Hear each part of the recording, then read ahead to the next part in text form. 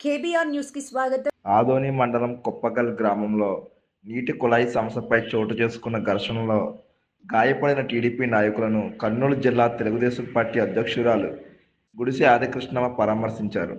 ప్రభుత్వ ఆసుపత్రికి వెళ్లిన ఆమె గాయపడిన వారి ఆరోగ్య పరిస్థితిని అడిగి తెలుసుకొని ధైర్యం చెప్పారు. ప్రజా సమస్యల పరిష్కారంలో హింసకు తావివ్వకూడదని, నాయకులు శాంతియుతంగా వ్యవహరించాలని సూచించారు. అనంతరం మధు హాస్పిటల్లో చికిత్స పొందుతున్న శేఖర్ను పరామర్శించి మెరుగైన వైద్యం అందించాలని వైద్యులను కోరారు. ఈ కార్యక్రమంలో దేవేంద్రప్ప, మురళి, ఓంకార్ పాల్గొన్నారు. అందరికీ నమస్కారం. ఈరోజు మార్నింగ్ 8 గంటల టైంలోన కుప్పగల్లో గ్రామంలోన తెలుగుదేశం పార్టీ నాయకులు, అదేవిధంగా బీజేపీ పార్టీ నాయకులు, ఇరు వర్గాలు కూడా ఒక చిన్న ట్యాప్ విషయంలో కొట్లాడడం జరిగింది. ఇప్పుడే ఏరియా హాస్పిటల్లో కూడా పోయి రావడం మాకు జరిగింది.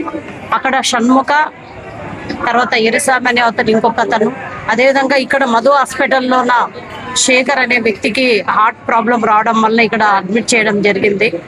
నేను ఒకటే తెలియజేసుకుంటున్నాను, దయచేసి మనం కూటమి నాయకులం, మనమందరం కూడా కలిసికట్టుగా ఉండాలి.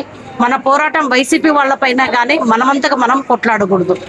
ఈరోజు గౌరవనీయులు ముఖ్యమంత్రి వర్యులు నారా చంద్రబాబు నాయుడు గారు అయితేనేమి, గౌరవనీయులు ఉప ముఖ్యమంత్రి వర్యులు పవన్ కళ్యాణ్ అన్న అయితేనేమి, నారా లోకేష్ అన్న అయితేనేమి, వీళ్ళందరూ కూడా ఈ కూటమి ప్రభుత్వం ఇంకొక 15 సంవత్సరాలు 20 సంవత్సరాలు ఉండాలి, అప్పుడైతేనే మన ఆంధ్రప్రదేశ్ డెవలప్మెంట్ అవుతుందనే ఒక ఏకైక లక్ష్యంతోనే మనం పనిచేస్తున్నాం. కాబట్టి అక్కడ మన పెద్దవాళ్ళు ఏ విధంగా అయితే కలిసికట్టుగా ఉన్నామో మనం కూడా కింద వాళ్ళం ఖచ్చితంగా అదే లక్ష్యంతోనే ముందుకెళ్ళాలి.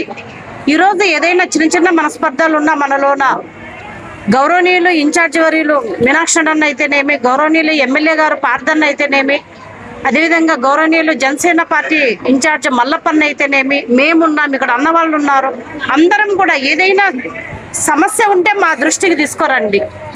ఖచ్చితంగా మేము మిమ్మల్ని అందరినీ కూర్చోబెట్టి సాల్వ్ చేయడానికి ప్రయత్నిస్తాం.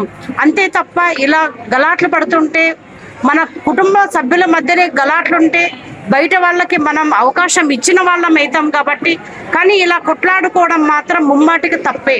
ఇలా కొట్లాడుకోకూడదు, రక్తం చిందేలా కొట్లాడుకోవడం అనేది తప్పే. కాబట్టి దయచేసి అందరూ కూడా కార్యకర్తలు, నాయకులు అందరూ కూడా సంయమనం పాటించండి. త్వరలోనే మనకి ఎలక్షన్స్ వస్తున్నాయి. వీటిని అవకాశంగా తీసుకొని ప్రతిపక్ష పార్టీ అయినటువంటి వైసీపీ వాళ్ళు మన పైన ఇంకా అభాండాలు అవి ఇవి వేసేదానికి అవకాశం ఉంటుంది. కాబట్టి ఆ అవకాశాన్ని మనం కల్పించకుండా మనమందరం చిన్న చిన్న భేదాభిప్రాయాలు ఉంటాయి. ఎందుకంటే మన ఇంట్లోనే ఎంతో భేదాభిప్రాయాలు ఉన్నప్పుడు మన 3 పార్టీల్లో కలయికలోన భేదాభిప్రాయాలు అనేది వాస్తవం.